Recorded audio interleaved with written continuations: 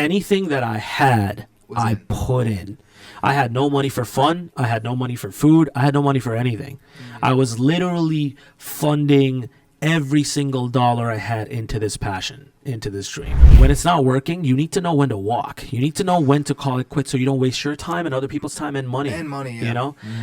And you need to know when to take that L. It's okay. Taking an L is okay. That's part of life. Every single thing that you do in life is not going to be a win. Yeah, venture hustles, life is really what you make it. Building up your brand is whatever you create it. Really ain't no limit.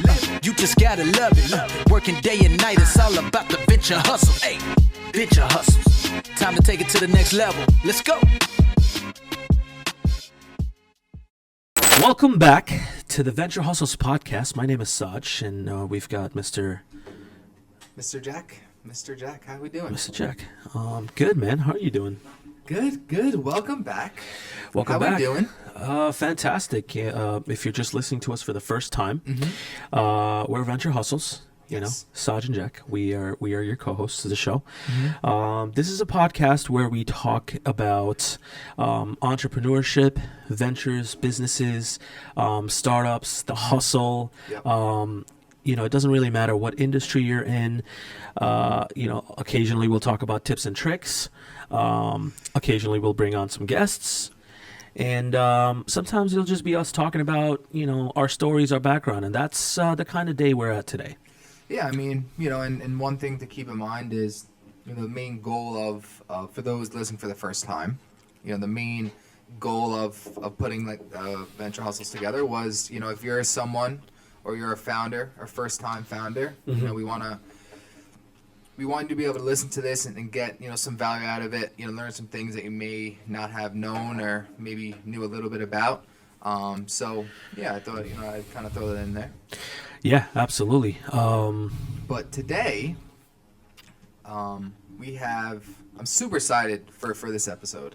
Today we're going to be talking about your origin story, kind of where you came from, you know, how you ended up here, and you know, all those details in between. Huh? Yeah, man. It's interesting because we were talking about this. We're almost like we were definitely like at a point where we're 30 episodes deep. Yeah, just about. We've talked about bits and pieces of who we are, our background, our journey, but we've never really done a deep dive on any of our, you know, kind of like, you know, where our origin story, I guess, like where we're from and what led us to this, what paths we chose to get us to this point. Yeah. Now, I want to put a little disclaimer when we talk about this, or when I kind of go into some, like, you know, details of my personal life and my background. We're being very transparent. My goal is to be as transparent as possible, without, you know, obviously with an origin story, and there's a background story. There's ups and downs. You know, there's going to be highs and there's going to be lows. There's going to be good people. There's going to be some bad people. Obviously, without burning anything or, you know, damaging anybody, we'll try to be as transparent as possible. And I also want to, you know, give a little bit of a disclaimer. I'm not, by no means, this is a thing of like, oh my God, Saj or Jack are super successful. We're killing it. Millionaires, trillionaires, Bezos' origin story. This is just humble beginnings. I've personally have insane goals and aspirations. Still, I'm nowhere near where I want to be, but I've been in this space for a decade, you know. So this is really just encapsulating what the 10 years look like a little bit, you know. To all of the different changes, and it's quite a lot because I've, you know, traveled the world and kind of done so much. So we can dive into it. I mean, I guess why don't we? Mr. Saj, I mean, where do we start here? How do we start? Man, I think I would say that it would have to begin. I'd have to start with I guess like where I've lived most of my life, you know. Okay. So it's from Kuwait, a country. Okay. In the Middle East. Yes. That's not where I'm like born in, like where I'm originally from though. That's just where I lived. Okay. So kind of give a little bit of a context. Kuwait is, you know, to all the people that don't know where Kuwait is, it's, you know, it's in the Middle East. It's close to Saudi Arabia, Dubai, Qatar. It's all of those different places. Yeah. it's a tiny, tiny country, nation that maybe the size of New York, maybe even smaller. Yeah. And you can go from one side of Kuwait to the other side within like 2 hours, something Yeah, like it's pretty- that. If you it's pretty drive, yeah. nuts. Okay. So it's like super tiny. It's Yeah. like maybe the size of Long Island. Long Island, Maybe, literally, yeah, maybe I a mean, little bit from- big. Yeah. I'd say a little bit bigger. It's Okay. super tiny. I mean, and- Long Island would probably be like, I don't know, 3 hours, 4 hours depending on traffic. Oh, yeah, from, yeah. From tip to tip, let's say. Yeah, so and it's incredibly hot there, man, all year long. So Okay. it's like 100 degrees. You're in the desert, beaming desert heat. So anyway, just a little bit of context from that. I lived there my whole life since I was a baby, since I was 1 year old, Okay. till I was 17. Oh, wow, okay. Yeah, so Your it's whole, like your whole teenage life. my whole teenage life. My father was well, still is an engineer. He was a civil engineer. So he worked for the government. Basically, he was an engineer responsible for building bridges, government buildings and things like that. Like working with different architects and managing. Not an easy job. Not an easy job, but it's super cool because like I've seen him in action, and it's very interesting. Nice. Okay. Shout out to my dad. He's still an engineer till today. He's one of my biggest inspirations, and if I ever had to say I had an idol, it would be him. Because it's like the man's a hustler. He works so hard, man. It's so insane because he's 70 plus, still has a full-time job. Right now, he works for the government. He works for the city, and he's an engineer, and he wakes up at 6 in the morning every single day. Leaves the house at 6, takes the train, goes all the way to Long Island City. Wow. Comes home at like 7 p.m. every night. He's a crazy, like, absolute maniac with that. So I love my dad, but a lot of the story is definitely going to be, just the hustle behind that is definitely going to be that. But anyway, that's the reason why I was in Kuwait. Okay. Because of his work? Because of his work, right? Okay, got it. So just also, it's pretty interesting. Cool little fact for people that don't know. Even if you're born in Kuwait, you cannot be a citizen there. So they don't give you citizenship. So Why? Kuwait's a tiny country, and it's made of super rich oil blood. Money. Okay. Rich oil money. And basically, like, the Kuwaitis are kind of crazy and stingy with the people that can become a Kuwaiti and just can't stay. But they give you like visas to just like, okay. and your family's visas to stay for a certain period of time. Wow. And then you got to get out. That's interesting. Yeah. Okay. So you can buy property there, you can buy land, you can buy stuff there, but you can never live there unless you have citizenship, and it's insanely rare that you get one. So in a nutshell, I went to school there, and Okay. I went to every year that we were there. Pretty much, we'd spend a lot of time in the States. We'd come back here to Okay, the States. so Yeah, I had you- family here too. Oh, okay. But going to school there and like living there was part of my. That was your life. Yeah, that was my life. Okay. And pretty much kind of like growing up, like my passion was like music. Like I loved music. I loved like I picked up a guitar really early on, like maybe when I was like 13, 12, and taught myself like guitar. And in my family, like it's like a conservative family background. It was frowned upon. Like it wasn't something that was super encouraged. Like it's different. You know what I mean? Yeah. So I had to have like a band. When I got into a band, we'd have like a battle of the bands or like a practice at some competition. I would literally have to like sneak out with my guitar and shit. Yeah. That's nuts. Yeah, but that's life, man. Yeah. Wow. Yeah. Okay. Yeah. So I'd have to oil my hinges on the door, and I'd have to like throw my guitar out the window. Jump out And jump out and leave, and then run down the block, get picked up. yeah, and like my mom was more of like the thing. I don't know if it was a thing with my dad, but my mom was like, yeah, nah, you're not doing this, you're not doing music, whatever. I didn't really give it crap. I did it anyway up until I left, and she had no clue. She had no idea. Wow. But music was like my passion, man. From like when I was 13. All the way till still to even today, like I'll pick up the guitar, the piano occasionally. You play me a song? Sure. Sure. Sure. Yeah, what kind of song would you like? I don't know. I mean, I'm down with like anything you got. You know, it surprised me.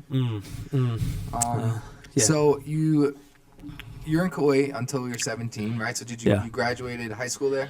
Yeah, so it's very interesting, right? So high school in Kuwait is so you could be like a public school and you could be at like a private school, but like for us, my dad put me in like a British system, so there's something called IGCSE. Okay. So it's literally those like letters, and basically it's like a British curriculum. Okay. So it's not like United States curriculum. It's incredibly hard, very, very difficult to. It's not like the U.S. test. It's super like the curriculum is very intense. Okay. It's subject based, but basically like to graduate high school for you to get to college. Like here, it's like what until you're 18, right? By the time you're 11th and 12th grade. Yeah, just about.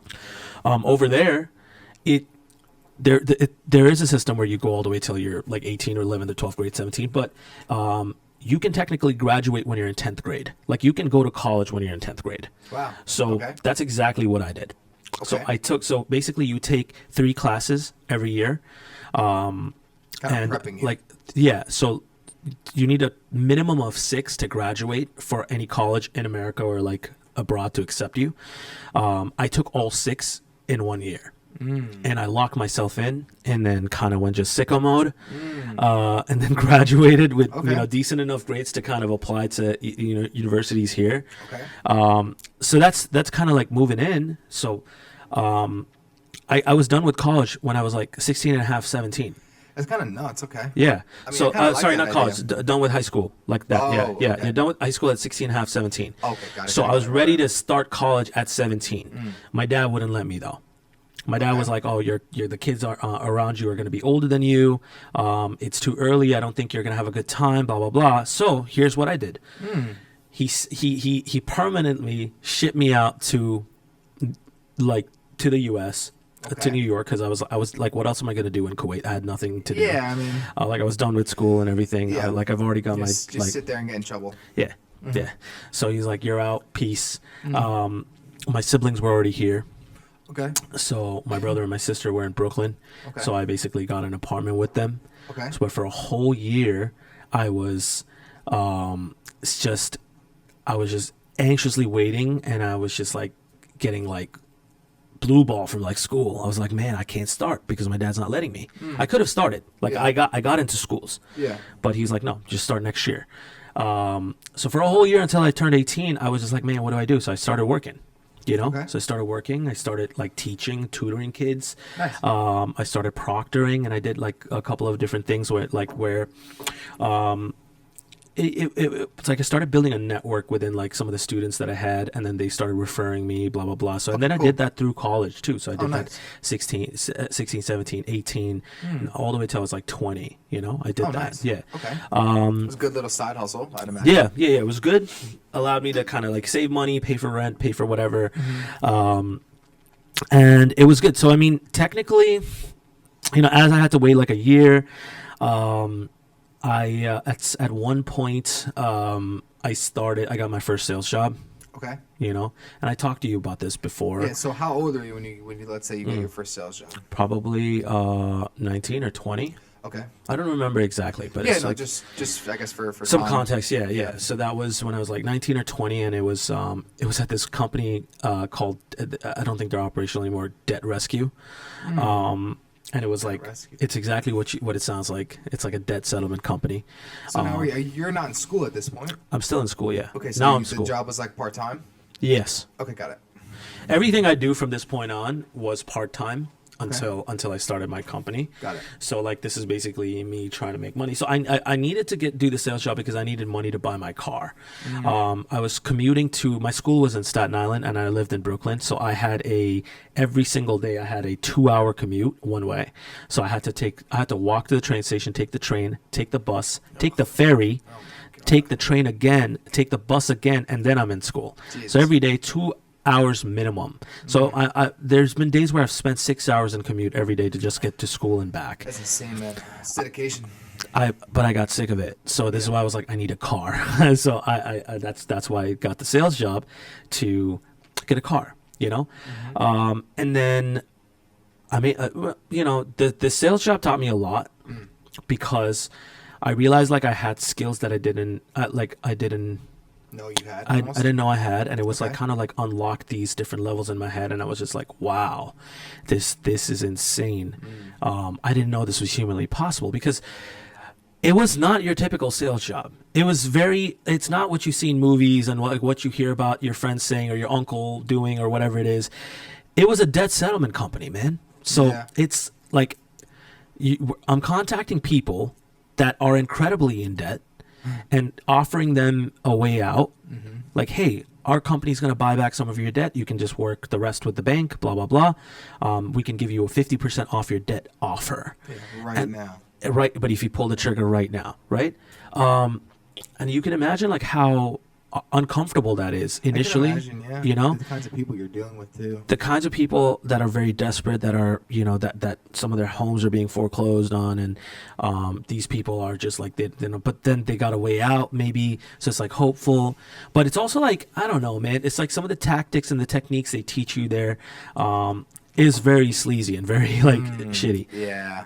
But anyway, I was at that position for maybe like 5 months. Okay. I made a ton of money, got my first car. I leveled up super fast within the first 2 months, where they had me training new people, like a whole floor of people, like a bunch of people, everybody that was coming in. And I was just I was killing it. I made a ton of money there, and I like had enough money to get my first car, right? Okay. And then I was out. Okay. And then I was like, I can't do this anymore. I'm out in terms of just like context and school and everything that was happening. Now, What do you think was one of the biggest things you learned there? it's a good question. I would probably say, I think the ability to sell. Yeah. I didn't know I had it until then. Okay. You know, Yeah. like I mean, it's definitely an experience being, like your first sales job, and I would imagine, especially with this kind of experience and Yeah. dealing with this kind of industry and people, it's tough sledding, I'd imagine. So it's astronomical, the difference, right? Yeah. Because it's like the industry is just crazy. Yeah. What would I say? I would probably say that yeah, that's the biggest thing, because like I've never sold anything before that. Yeah. Like for you, I think you started selling younger. Just yeah. Right, A I little was bit- a little 19. bit You were younger. like a little bit younger. Yeah. But for me, like I kind of went from no experience to like a very intense job. Like that was very intense. The script was very intense. The training was very intense. What I was selling wasn't like $50, $100 item. It was. Yeah, I mean- I was essentially selling like $20,000, $30,000, $40,000, $50,000, $60,000, $100,000, because even though that's not what I was closing, but that's the discount that was being bought back Yeah. for the people's debt. And it was very difficult to, very unorthodox level of sales, but I'm happy I got that experience, because I don't think I could have paid for that experience. Yeah. And it was like hardcore commission based job. Yep. So it wasn't like, oh, you get base, you get this, you get that. It's you just ride it out. purely your performance. And if you suck, you just suck. Yeah. There's no other way to Wow. explain that. So now you leave there, get some good, XP, Yep. right? Yep. 5 months, short tenure. Yep. Made some money, buy a car. Yeah. What do we say now? You're also still in school, so now what's the next move? So for you? at this point, I'm kind of like, I buy the car and I start driving to school, What and kind then of car, if you don't mind? it was a Mitsubishi Galant. Love that. Yeah, it was really nice. I had it all murdered out, and it was pretty sick. I was big into custom mods, and I modded the crap out of the car. I had like neon lights on the floor and shit. It was like, it was sick, dude. It was so sick. I gotta show you a picture. Okay. It's pretty cool. Yeah, please do. Like I got so many tickets in the car. I mean, that's, when you murder it out, you Yeah, got the it's- lights. I mean, I was asking for it, man. yeah. Tins, I'd imagine. That was your first car. What are you gonna do? Yeah. You gotta have like but it was real nice. I don't know. I maybe we'll put up the picture somewhere. On the first car. OEP? Yeah. Love that. Yeah, Okay. yeah. Like superimpose the maybe David can kind of get one of the shots. I'll send him. Mm-hmm. But yeah, man, it was a journey, because like, I mean, I worked before that too, before I came out here, but it was never really a static moment in my life where I was sitting, chilling, letting my folks take care of shit, going to school, just typical college, focusing on grades. It was never like that. It was kind of just like bumping one after the other, like nonstop, you know, like. So then while I was in college, as I was driving, I was just like, this shit is horrible. I can't deal with New York traffic. This is when I started hating driving. So I was like, I got to move into college. And then I started dorming there. Okay. And this is where, you know, I met two of my best friends that I'm still best friends with till today. Like two of my ride or die homies, John and Smidge. And John was my roommate. Okay. And then he and I we were in college and everything was good. And then at one point during that whole tenure, so this is kind of going to lead to the first startup here. This is getting to that point, you know. So so when I moved out from Kuwait here, I was pretty depressed initially. Okay. So Homesick? Friend sick. I was a very social person back home, and when I moved out here, I had nobody. Yeah. So like, you know, when you move somewhere, you go to college and you make friends. Yeah. I didn't get to do that because my dad was like, yo, just chill. You're too young. Yeah. You can't start college yet. So I was just like, where the hell do I make friends? Yeah. Like I didn't know anybody, and I wasn't like gonna go around to these local community things. I didn't like, you know, a little corny. so I had to wait, you know. Yeah. So then I went to college. I made all these friends, and it was sick. And I was dorming there. And then I forget what it was. During my last year of college is when I had to move back to Brooklyn. Okay. I forget the reason why I stopped dorming, right? Okay. And then I had to move back to Brooklyn. And at this point, I started missing my friends again because they were in Staten Island and I was in Brooklyn, and it's just like to hang out or whatever. And I was just like, man, it would be cool if there was like some sort of a tool or some sort of an app that existed that lets you connect with like-minded people, that lets you go to these different events or parties or whatever it is, where you can hang out with people that are in college, same year, whatever it is, same categories or whatever. And now, mind you, there was like things like Eventbrite back then, but it wasn't that big. Early. Yeah, Right? it's pretty. What year is this? This is 2010. Okay. Yeah, it's like pretty early. I mean, But like the thing is, at that time, it wasn't even that. Like those are for taking it official big events. This was more like what I had in mind was more for like people that are like just college, everyday like social stuff. Yeah, everyday social stuff, college kids, like house parties, whatever it is. Like that was the idea. I was like, man, I miss socializing. I miss like, you know, networking with people. I wish there was a tool that existed like that. And then came that idea for my first like startup, right? Okay. Which was and it all stemmed from that like, man, I want to be with my boys. Yeah, I want to be with my boys. Yeah, that. Okay. And then kind of like, you know, as I was kind of like graduating, and by the way, college was a journey, man, for me. You were there for 4 years? Yeah. But it was like I finished, I switched majors like 7 times. No. Yeah, man. So like my family comes from a heavy like engineer and doctor background, like medical background, and they wanted me to be like a doctor or whatever it was. And so originally I started listening to them, and then I started switching, and you know, a lot of back and forth, and then eventually I finally settled with business economics, and I graduated the business econ degree. That worked out pretty well, I'd say. Yeah, I never got to use it though. So I still haven't picked up my degree from college, the actual degree. Really? Yeah. Me and my girl always talk about this. Like we're gonna go make a trip to Staten Island and pick it up. Yeah, Wow. I don't even know if they'll have it, but Maybe. I graduated. I walked. I did the whole 9, but I never actually picked up the degree. Wow. That's, So okay. you know, so it'll be interesting. We should probably make that trip out soon. Yeah. But or not. I don't doesn't really matter. care, you know. But yeah, I mean, I graduated with a business degree. But while I was still in college, my final year is when I started my first startup. Okay. So because of this idea, because of this whole like, man, I'm missing my friends, I'm missing, you know, family, I'm missing everything, right? I wish I had like an easy way to connect with these people. I was like, there needs to be an app for this. There needs to be some sort of a service for this. And then came the idea of Revel, my first startup. Okay. Right. So I called it Revel with a W. like Okay. WRAVEL. And originally, back then I was really tight with this guy named Ash. He was like a friend and someone that, I through these Brooklyn years, I was like very close with. He's one of the only friends. And also, he was kind of like a like-minded individual, and he was with this. And with Ash, I started the company, right? Okay. Like basically, I mean, I started the company, but Ash was one of the earlier on people that came on. Okay, you got know? And then basically helped with a lot of the initial recruitment process and Structures, all the those structures things. and a lot of that. Yeah. Okay. So, and then I had, so basically while I was still in college, I was like, screw this. I'm going to keep working on the side. I have a part-time job, and I was teaching a bunch of different students, and every dollar that I was making, I was basically funding this startup. Okay. We got an office in Brooklyn, in Greenpoint, Brooklyn. We got a small, tiny office in a sharing economy building. So now, how old are you at this point? I am 20, 21, Okay. 20-ish. Got it. I'd say. Okay. Yeah. I was on track to graduate at 22, so that's Okay. that's just what it is. So Got I it. would say it's a 2021-ish.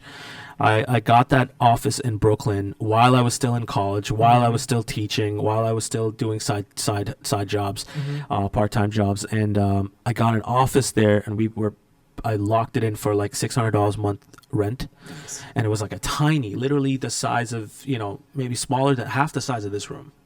Half the Yes, size it of the was a conference. box. It was a box, and it was a glass box. So it was in Brooklyn, in Greenpoint. Basically, remember we did that episode about Adam Newman? He started Green Desk. Yes. So Green Desk was where we got this office. Oh wow.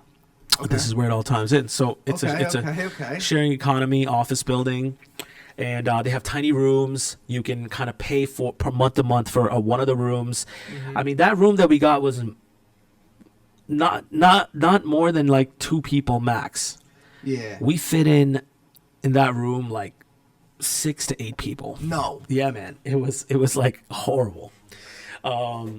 It was really bad. So And we then you also can book like a conference room and stuff if Yeah. you needed it. Yeah, you get So like a it's sharing communal like conference room. Okay. You get like a game room. You get all these other amenities, but that's your hub. You have to work out of that office. You get internet. You get the utilities. You get everything, right? You got 24/7 access to the building. Love that.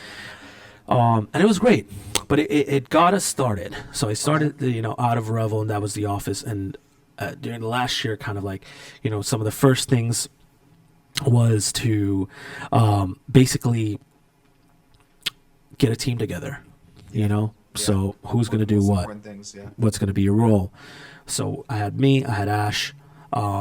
My brother was helping out a little bit, Okay. and he wasn't like permanent or full time, but he was definitely like about the vision. And then I had, I immediately realized that we need to start recruiting some developers and designers to kind of bring this as a tech company. Yeah. So then we started getting some designers and developers, and I mean, every single thing was a different landscape. Back then, every dollar that we were making, that I was making, really, I had no other like investors, right?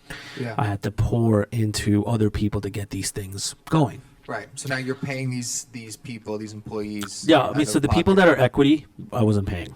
Okay. The people that were non-equity, like the developers, like some Right. of the, That's what I'm saying. we had Developers, designers, you're paying their salaries. Yes. Okay. So as much as I could, whatever I could, obviously not full time, part time, whatever it was. Yeah. I mean, you make it work. Yeah. Okay. So then it was like one of those things where we did a bunch of internships. We did a bunch of different things at that yeah. time. It was a very Yeah. different time back then, which you can't do these things now. Yeah. And we did that, and then anything that we could, volunteers from different colleges, anything that we could to kind of get the idea going. Like we created at one point, we created like a media marketing program to kind of help with some of the media stuff. Okay. And then we got a bunch of different like college graduates that were graduating Marketing. college, and they wanted to kind of get that experience. So we just Why not? created something, and and it was cool. But at that time, every dollar that I had was going into these developers, these assets, anything that we had in-house to just pay. So during this whole journey, man, I mean, in a nutshell, obviously we can kind of like go to the details of this and like everything that went off with Revel. I would say at one point we were like, we need money. we have to raise money. And I had no experience with investors or investment or VCs or angels, nothing, right? So now how long after you started, right? So you started it in 2000, let's say 10 or 11? Yeah. Right, so how much longer, I guess, after that where it's like, okay, we're running out, we need to raise some money here to kind of take the next step? Good question. I would probably say Talking a year, 2 years? year and a half, 2. Okay. Yeah. So I mean, at this point, a year and a half, 2, I've probably put in close to 50, 55, 60 grand. Like personally, Yeah. anything that I had, I put in. I had no money for fun. I had no money for food. I had no money for anything.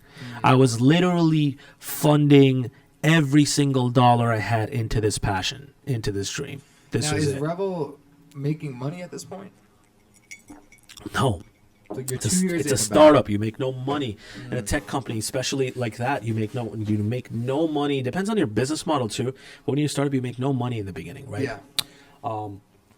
So no money. I mean, we were making money at a point, but I'll explain. Okay. And then we were like, all right, we need money right now. So then we start, from the networks that I had and the people that I had build relationships with, and then we did a lot of different expos and a lot of different events, a lot of networking events. This is where I grew a lot of my network back in the day. So now at this point you're around 23, 24, 25. No. This is, at this point, I'm around, I started Revel at 21. This is probably 23, yeah, Okay, not 25. 23, yeah. 24, okay. 23, 24. Okay. At this point, we start raising money through the network, and I forget total how much that we raised, but total maybe like 200,000, maybe something like that. Nice. I would say in bits and pieces in different rounds from different investors. And I could be wrong. I have to look at the cap table, but we still have like old information. But yeah, we opened up. We actually had to restructure our company, man, because originally it was like a New York-based company. We had to register it in Delaware. We had to open up equity and shares, and this is where I learned a lot about how that works. Yeah. Because investors wouldn't want to invest if it was in New York. And then we made enough to be able to make room. And as we did that, we started creating more of the tech needed to execute on this idea. The app, the web app, make it functional, connect it to a payment system, create an actual ticketing system. Yep. At this point, Revel had also gone through its first pivot, which was we're no longer going to do just events like parties and stuff like that. We were going to make this a ticketed event company, like ticketing company. Okay. With this whole niche of like networking with like-minded individuals. And that's where it was pivoting to. And it was doing pretty good initially. Like a lot of our marketing efforts were just like guerrilla, door to door, a lot of aggressive marketing on the ground in local events and things like that. We didn't really bees buzzing around. Yeah, I mean, think about it. We didn't really raise an immense amount of money for us to be able to throw it into marketing. Yeah. All that money had to go towards building the tech. All of it. All of that, like every single dollar. So barely maybe 5% of the money had to go to marketing, so we had to do everything that we could internally. So at this point, we start getting some traction. We start making some money. We had the first ticketed event that was based out of someplace in Texas that actually found us, contacted us, said, hey, we want to use your ticketing service for one of our upcoming events. It's a charity fundraising gala event. And we're like, cool. So then we opened up the floodgates for them. We set everything up. We facilitated their event. We gave them the custom full white glove service, which is not what the platform is supposed to be. It was the first one. It was the first one. Yeah, So, we had to go all out. Dude, that event, they sold maybe $50,000-$60,000 worth of tickets. And so we made a decent chunk in revenue from that. Really? Yeah. Now, when you say you help them facilitate that, because this things you're doing virtually, like you're on the scene in Texas? No, just virtually. Okay, good. Yeah. But more of we tech support type yeah, of stuff. yeah. We were. It was think about you partnering with, let's say, Airbnb for the first time, and they put you on the front page, and they got you featured, and they were giving you an exclusive, just something like that. Got it. But that went well, and we started making some money, and then we did a bunch of random different events, and there was a lot that was going on. We made, maybe within that short spur, couple months, maybe we made close to I don't remember, maybe 30 plus K, something like that. Nice. Okay. So it was it it wasn't a dream anymore. It was. This is the reality. We're making money now. We're like, holy shit! This is a startup. I've worked so freaking hard for like years now, and then this is coming to life, you know. And then finally, it was at some point we had to network with so many different investors and so many different people. Like my network was getting pretty like wide extensive. And extensive. And I during this tenure somewhere here, we got an offer, and this was one of the things where I've told you before, we got like an offer for an acquisition for the company. And it was an insane period of our times where some of the main decision makers of the company, like me, Ash, Boris was part of it too at that time, and we were all just like in a conference room like this at Green Desk, and we're looking at the email, like we basically got that offer from the investor over a meeting. And they said, this is what we can do. So it was like a $30 million offer to basically buy the company. We didn't know what it meant. We didn't know what it was, because this was the first time we ever heard it. Yeah. So we had so much in tech build already, so much proprietary information, so much IP, so much intellectual property. And then we've had proven ticket sales. We had proof of concept. Yes.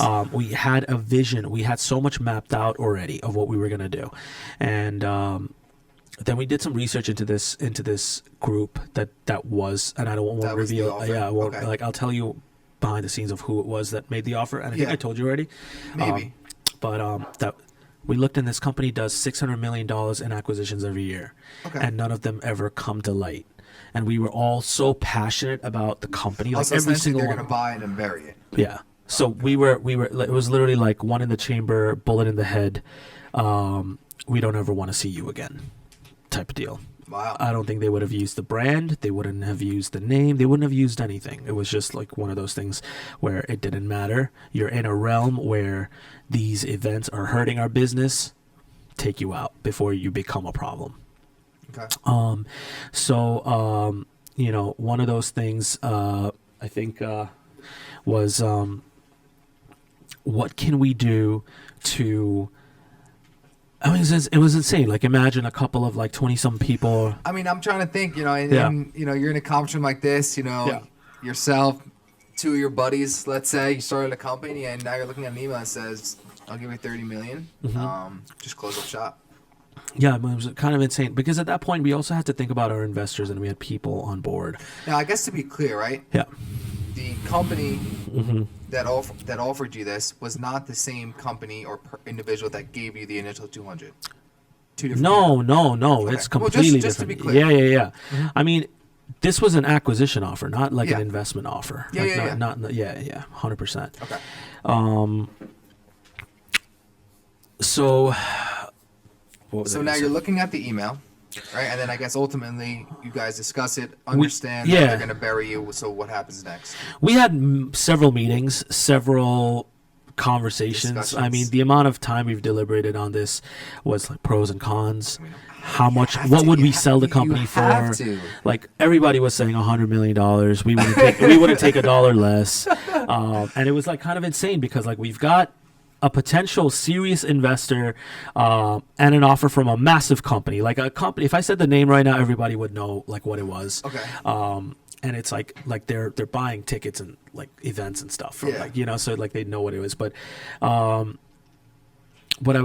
we were like, man, we're so like, we've worked so hard on this, like we believe this is going to blow up, like this is this already making positive traction and moves.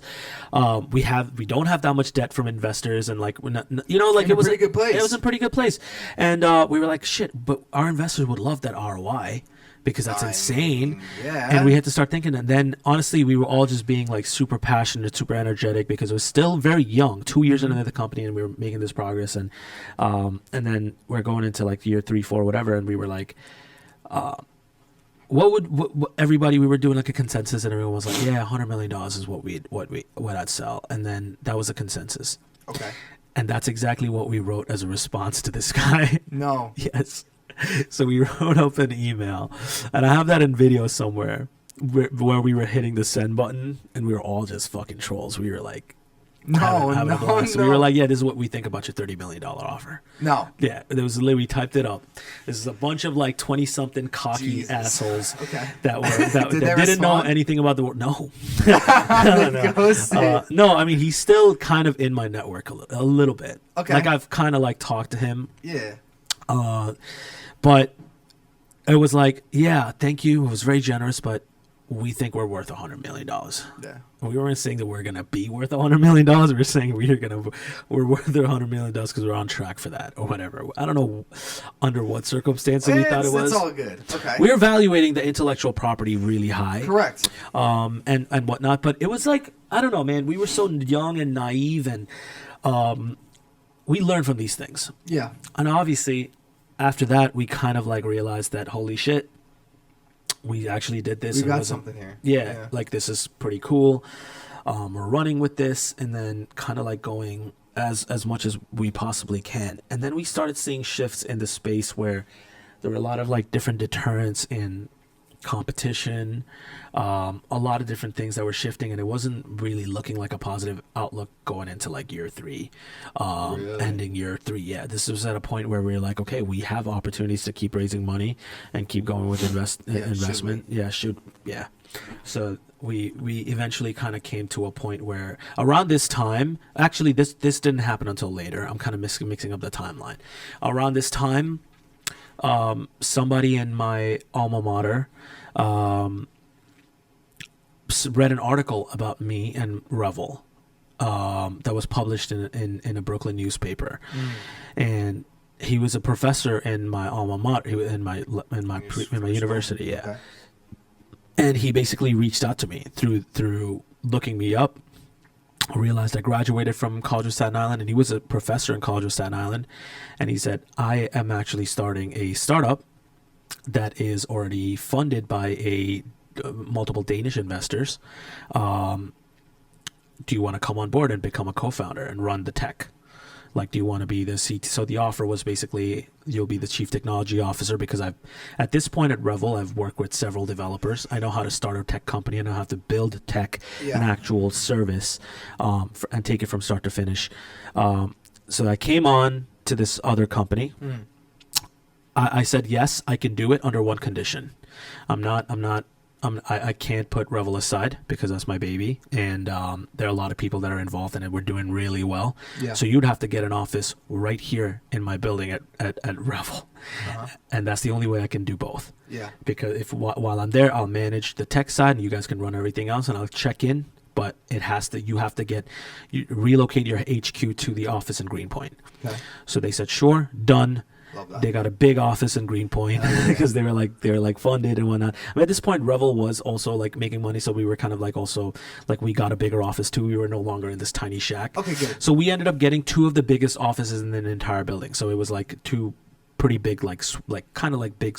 They're no suites. It's like rooms. Yeah. All glass, and we had enough to put like 25 people, 20 like 18 to 20 people in each office. So we were side by side. Revel and the other company that was the CTO in. So literally through the glass, like this glass, you can see the other workers on that side. Okay. And so like anytime they needed me, they just wave out and go to that office. So I was basically running 2 startups in that were 2 big side by side offices, and there's like 40 people, 50 people in both of these rooms. So it's kind of like insane. I mean, like it's like not normal. Yeah. You know? 100%. Now, I guess before we go any further. Yeah. Do you wish you took the 30 mil offer? If you could go back there right now, would you take it? No. Why? Because everything that's happened to me after was, you can't regret anything in life, man. You got to live with your choices. Yes. And I agree. did I regret it then? Around maybe like a year or 2 later? Yeah. But do I regret it now? No. Because everything has kind of stemmed to who I am, the decisions that I've made, the companies that I've started, the hardships that I've kind of been through. What about some of the other guys? You guys ever talk about it? That's a good point. We did initially, yeah. It was like one of those things where, but that's the thing. Like, I was feeling the same way when we did talk about it. Mm-hmm. We were all feeling the same way. Well, I'm saying like after. Now? No, I don't know. Well, I'm saying like in your 1-2 years, we were like, or Yeah, we were like all feeling 3-4 that. months. It's like, damn, like maybe we should have took that. Yeah, we were all like when we were wrapping it up, we were all feeling the same way. Okay. We were all All right. feeling the same way. Yeah, Yeah, 100%. I can imagine. Like I mean, how could you not? I mean, yeah, exactly. You know? Okay, so I'm sorry to interrupt there. So now you're running, essentially 2 teams of devs, right? You get invited to this startup. Yeah. What happens next? So now I start, at this other company. I start. I'm one of the co-founders now. I'm a chief technology officer. I hold about 8% of the company. Okay. Coming in, and basically this is, again, remember, like, this is a company that was already funded by some Danish investors, and Okay. I don't know. I think they already had like $250,000 in seed funding. Nice. Okay. Something like that. I forget the amount again. But in a nutshell, I come into the space where this was a lot more luxurious to me, because I was like, okay, you've got some money, so we're not working from the ground up here. So you've got some runway here to be able to build and develop a little bit more team. flexible, yeah. A little bit more flexible, and plus, like. So then I start building a team of developers, a Okay. team of engineers. Started with a couple developers over a period of, I was at that company for maybe 2 years. Okay. And timeline-wise, I guess, over that period, I've worked with maybe over 20-something developers, I'd say. So now what year? So now at this point, you are probably around 25, 26? Yeah. Okay, and this is... No. At this point, I am probably around 24. 24 is probably when 24 is probably when I joined.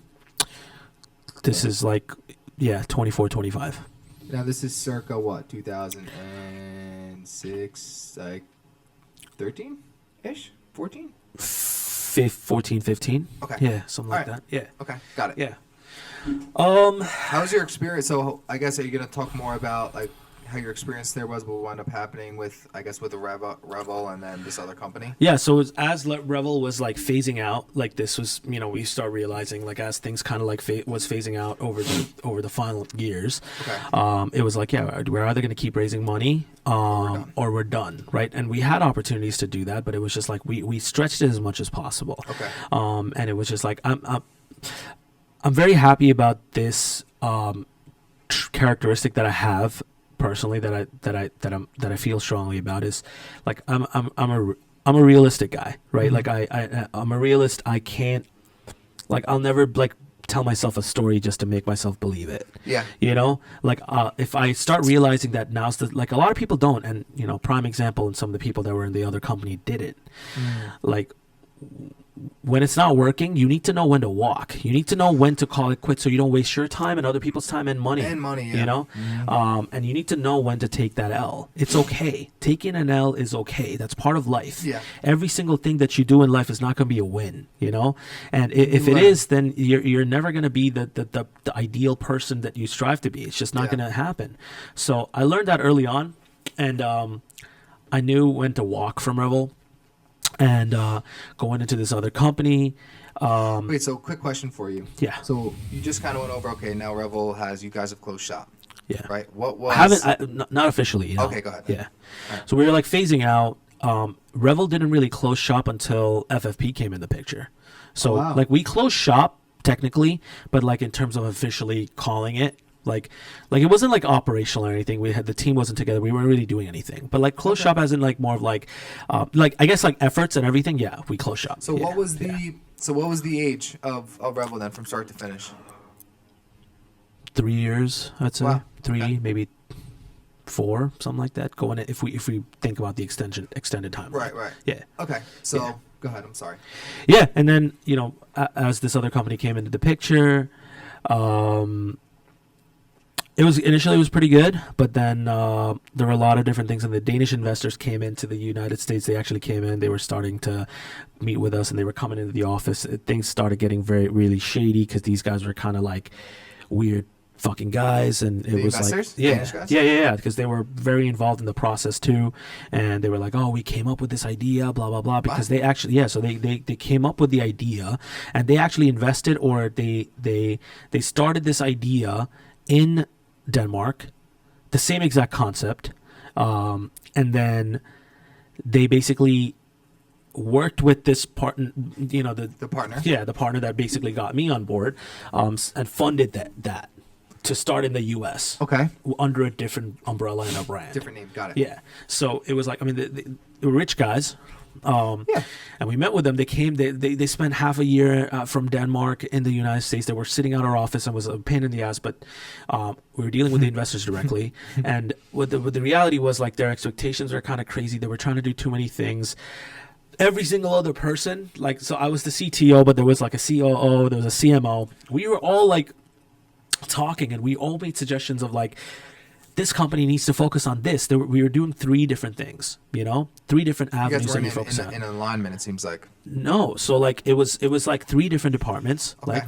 and majority of the people always said that just focus on one. Like Airbnb didn't do everything when they launched. Like they focus on one thing. Do a couple things, do them really, really well. Just focus on one thing. Let's do that really well, and then we can unroll other things. Right. But obviously, like the executives, the CEO, wasn't about it. He didn't really entertain. He wasn't an open-minded.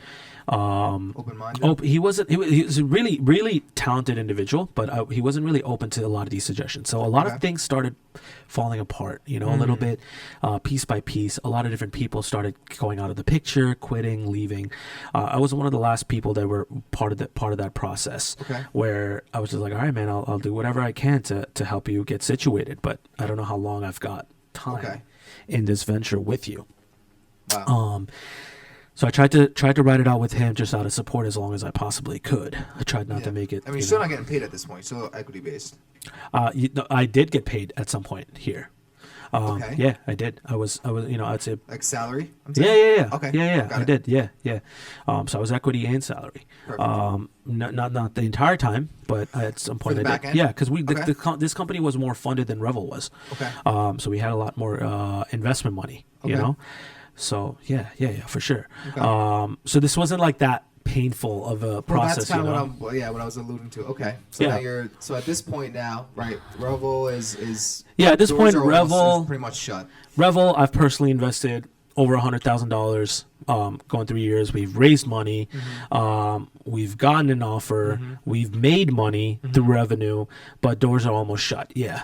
And in this other company, I am kind of like going into this thing, kind of like, man, seems like a shit show almost. Yeah. Not really sure, and not really floating around what the outcome of the company is, and like what's going to happen. And a lot of bridges were being burnt in front of my eyes, and things that I couldn't control because I wasn't at that level of, like, I wasn't the person in power. I wasn't the person in that, like, I was just one of the guys. I was a high level exec, but I didn't have the power to control the outcome of some of these bridges being burned, some of these people that are, just different things that were happening. I obviously don't want to go into this and make this bet because I wish everybody the best, and I hope everybody's doing well in that company, in that organization. But it was a big learning lesson for me because right around that time, I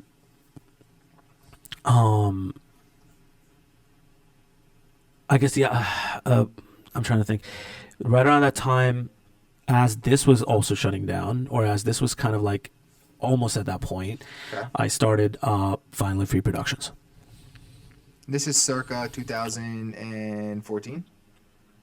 This is, Okay. Yeah. So this other company didn't really fully shut down until, or I wasn't out of the picture until 2015. Okay, got it. All right, so that makes sense. Overlap, yeah, 100%. Everything was an overlap. And it was all happening in the same space. Yes. Like, it wasn't like, oh man, I'm doing this on the side, I'm doing this shadily behind the scenes without letting my part. Everybody knew what I was doing. I was very transparent. If you want my time, this is what it's going to require. I will follow my dreams and my passion. This is what I'm going to do. I am going to run this company while I'm running your company here in front of your eyes. Like, it was all transparent. I was never like, man, I'm going to doing this side hustle on this side and focusing on my dreams. It was impossible to run because I was still in college, and I was graduated, and I was like working and hustling. So going into Finally Free Productions, this is where going back to my passion and my dream, right? Personally, I always missed music, and over the last 5 years at this point, I've barely done anything in music. I was in a band in college, right?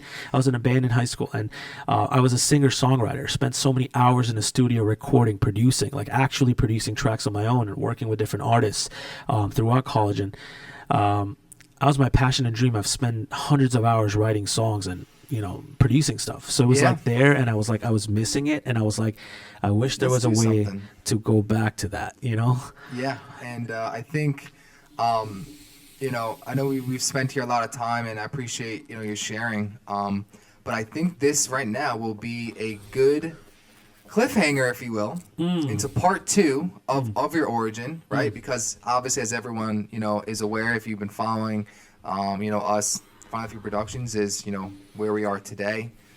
It's gone through quite a lot. We were doing super well, so Yes, sir. I'm very excited to hear about that journey. But I think this is a good kind of you know, pause point here. Yeah. And then you know, I guess with that said, any closing thoughts? So, you know, maybe any kind of reflections from everything that you've mentioned, let's say up until Finally Fear Productions, lessons, tips.